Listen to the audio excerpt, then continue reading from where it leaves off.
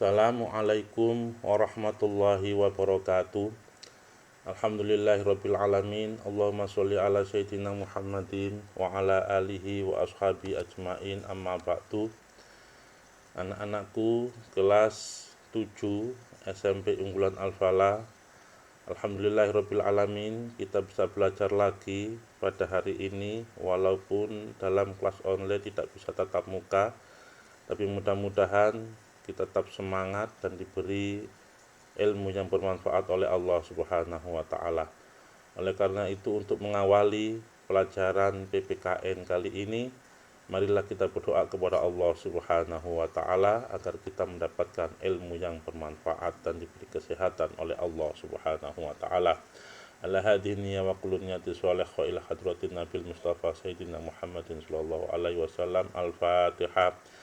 A'udzu billahi minasyaitonir rajim. Bismillahirrahmanirrahim. Alhamdulillahirabbil alamin. Arrahmanir rahim. Maliki yaumiddin. Iyyaka na'budu wa iyyaka nasta'in. Ihdinas siratal mustaqim. Siratal ladzina an'amta 'alaihim ghairil maghdubi 'alaihim waladdallin. Amin.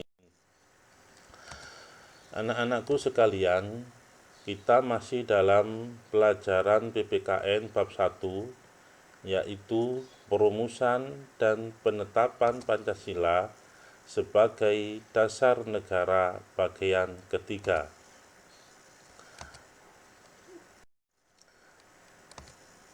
Dalam bab 1 ini kita sudah sampai pada perumusan dasar negara bagian B, yaitu masa antara sidang resmi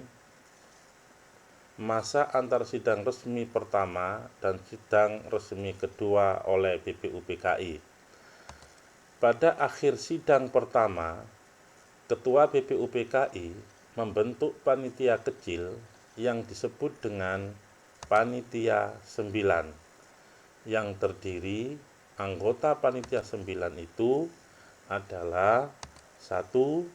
Insinyur Soekarno sebagai ketua, dan yang nomor 2 adalah Muhammad Hatta, yang nomor 3 adalah Muhammad Yamin, dan yang keempat adalah A. Marimis, yang nomor 5 Master Ahmad Subarjo, yang nomor 6 Kiai Haji Wahid Hasim, yang nomor 7 Kiai Haji Kahar Muzakir, yang nomor 8 Haji Agus Salim, dan yang nomor 9 adalah R. Abi Kusno Dokro Sujoso. Itulah ke-9 nama yang terbentuk dalam Panitia 9 Perumusan Dasar Negara. Pada tanggal 22 Juni 1945, Panitia 9 merumuskan dasar negara Republik Indonesia yang terkenal dengan nama Piagam Jakarta, atau yang disebut dengan Jakarta Charter, yang pada waktu itu juga disebut dengan Gentleman's Agreement. Apa Gentleman's Agreement itu? Adalah kesepakatan leluhur dalam membuat rancangan pembukaan Undang-Undang Dasar. Selanjutnya, anak-anakku, sebagai Ketua Panitia 9, Insinyur Soekarno melaporkan hasil tim 9 tentang rumusan dasar negara yang termaktub dalam Piagam Jakarta. Jadi setelah itu, kerja Panitia 9 melaporkan melalui ketua panitianya untuk melaporkan isi hasil daripada kerja mereka dalam kepanitiaan 9 yang merumuskan dasar negara, yang mana rumusan dasar negara itu termaktub atau tertulis dalam suatu piagam yang diberi nama Piagam Jakarta. Adapun isi dari rumusan dasar negara yang tertulis dalam Piagam Jakarta adalah: 1. Ketuhanan dengan menjalankan syariat Islam bagi pemeluk-pemeluknya. Yang kedua, isinya Piagam Jakarta tentang rumusan dasar negara. Yang kedua adalah kemanusiaan yang adil dan beradab. Yang ketiga, persatuan Indonesia. Yang keempat, kerakyatan yang dipimpin oleh hikmat kebijaksanaan dalam permusyawaratan perwakilan. Yang kelima adalah keadilan sosial bagi seluruh rakyat Indonesia. Selanjutnya, anak-anakku, rumusan dasar negara yang tercantum dalam naskah Piagam Jakarta tadi, yang berbunyi ketuhanan dengan kewajiban menjalankan syariat Islam bagi pemeluk-pemeluknya, pada sidang PPKI tanggal 18 Agustus 1945 mengalami perubahan. Yang dirubah adalah isi dasar negara pada sila pertama yang berbunyi ketuhanan dengan menjalankan syariat Islam bagi pemeluk-pemeluknya diganti atau diubah menjadi ketuhanan yang Maha Esa. Kemudian sila kedua, sila ketiga, sila keempat, dan sila kelima tidak mengalami perubahan.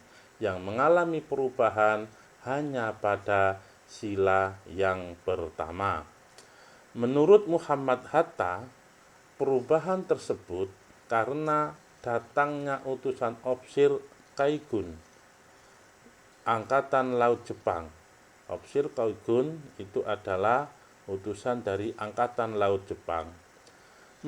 Mereka memberitahu bahwa wakil-wakil dari agama Protestan dan Katolik dari wilayah yang ia kuasai, mereka merasa keberatan dengan rumusan dasar negara yang terdapat dalam Piagam Jakarta sila pertama, yaitu isi Piagam Jakarta sila pertama yang menjadi keberatan bagi saudara kita yang beragama Protestan dan Katolik, yang berbunyi ketuhanan dengan menjalankan syariat Islam bagi pemeluk-pemeluknya. Sebelum sidang PPKI dimulai, Muhammad Hatta mengajak Ki Hadi Bagus Kusumo, mengajak nomor 2 Ki Haji Wahid Hasim, mengajak Mr. Kusman Singodimedjo, dan mengajak Mr. Tengku Muhammad Hasan mengadakan rapat supaya tidak terjadi perpecahan sebagai bangsa yang baru merdeka.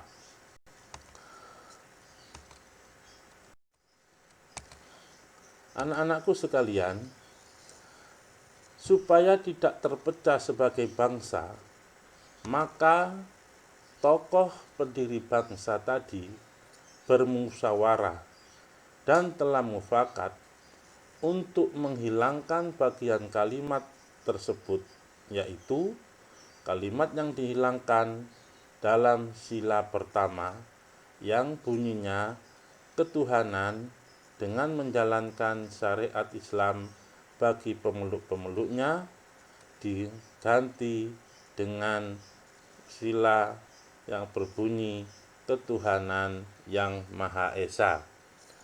Dengan demikian, rumusan dasar negara yang tercantum dalam pembukaan Undang-Undang Dasar Negara Republik Indonesia tahun 1945 yang ditetapkan oleh PPKI pada tanggal 18 Agustus 1945 adalah sebagai berikut. Ini rumusan Pancasila yang tercantum dalam pembukaan Undang-Undang Dasar Negara Republik Indonesia tahun 1945. Bunyinya adalah: 1. Ketuhanan yang Maha Esa. 2. Kemanusiaan yang adil dan beradab. 3. Persatuan Indonesia. 4. Kerakyatan yang dipimpin oleh hikmat kebijaksanaan dalam permusyawaratan perwakilan. 5. Keadilan sosial bagi seluruh rakyat Indonesia. Dengan demikian, rumusan Pancasila tersebut di atas berlaku sebagai dasar negara sampai sekarang.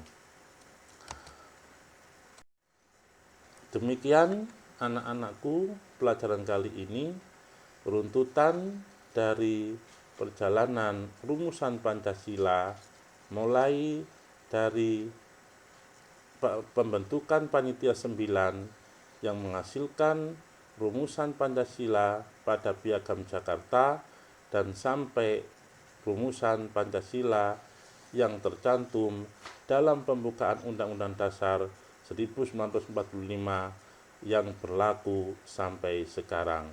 Dari kami, wallahu muwaffiq ila aqwamit thoriq. Wassalamualaikum warahmatullahi wabarakatuh.